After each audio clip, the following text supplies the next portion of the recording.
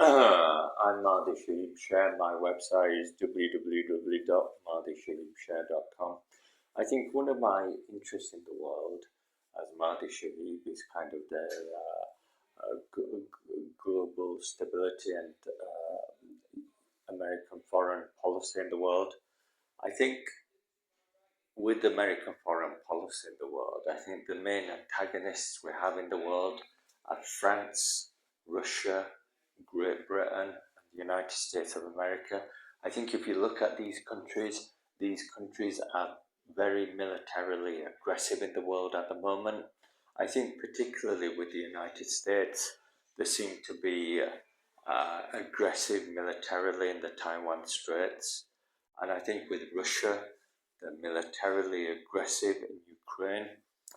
I think with France, they could be behind kind of the Arab Spring and some of the issues around the Muslim Brotherhood government in Egypt and also their colonial interest in Algeria. I think with Great Britain, they have some interest in Australia and perhaps building China up as well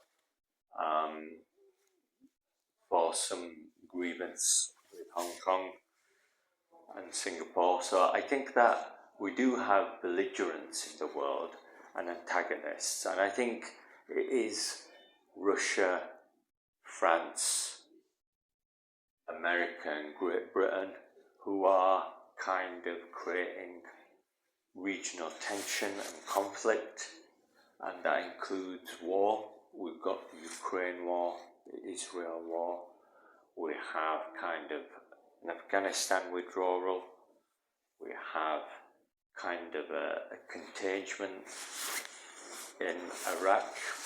I think especially with Iran and its roadside bombings in Iraq, I think we have something like 1.5 million fatalities in Iraq since the Iraq war started 20 years ago. So 1.5 million deaths is a huge death toll for just the Iraq conflict. And then of course we have Afghanistan as well, the Afghanistan war, and I think that's cost maybe 600,000 lives. So we're looking at 2 million lives there. And now we have Ukraine and Israel as well. So there's maybe 200,000 there. So I think we're looking at 2.5 million fatalities in modern recent wars. And they're best described as modern recent wars. And unfortunately, the main antagonist in these wars is Russia, America, France and Great Britain. I don't know what these four countries want, but I think with Russia, America, France and Great Britain, they're looking at some kind of colonial interest to maybe cement together their world monopoly of trade. I think that's what the intention is.